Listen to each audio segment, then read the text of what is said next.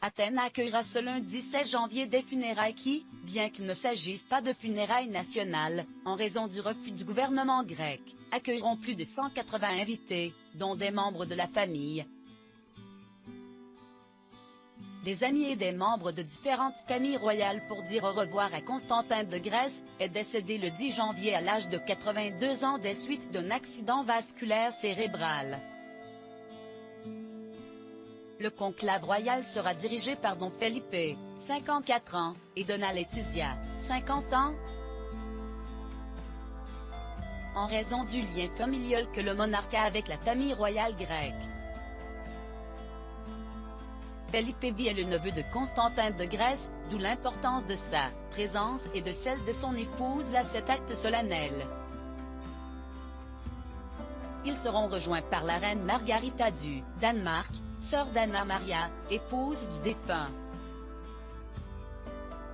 La monarque sera accompagnée de son fils, le prince, héritier Federico, et de sa sœur Benedicta.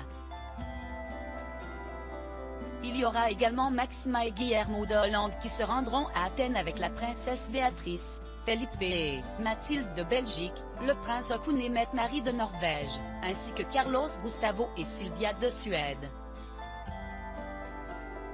Kate et William d'Angleterre ont été les derniers à confirmer leur présence à cet événement historique au cours duquel le dernier roi de Grèce sera honoré au milieu du scandale des révélations du prince Harry.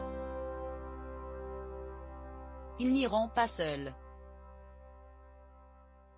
Ils seront rejoints par la princesse Anne et le prince Edward. Il faut se rappeler que Constantin était le parrain de William lors du baptême et avec son exil à Londres, il a créé un lien très spécial avec la couronne britannique. Tous les détails des funérailles de Constantin de Grèce à Athènes.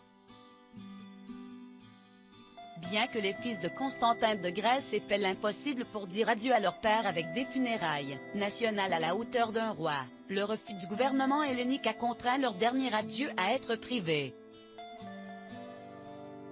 Au total, 180 invités se réuniront à la grande cathédrale métropolitaine d'Athènes dans le cadre de mesures de sécurité strictes.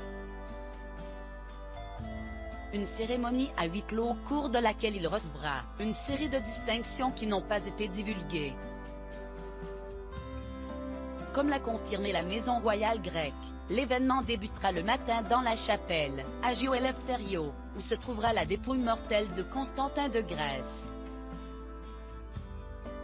Ensuite, une messe funéraire sera célébrée et à la fin un cortège funèbre commencera. Dirigé par sa veuve, Anna Maria, et leurs 5 enfants attatoires. Enfin, comme c'était son souhait, son corps posera au palais de Tatois avec ses parents.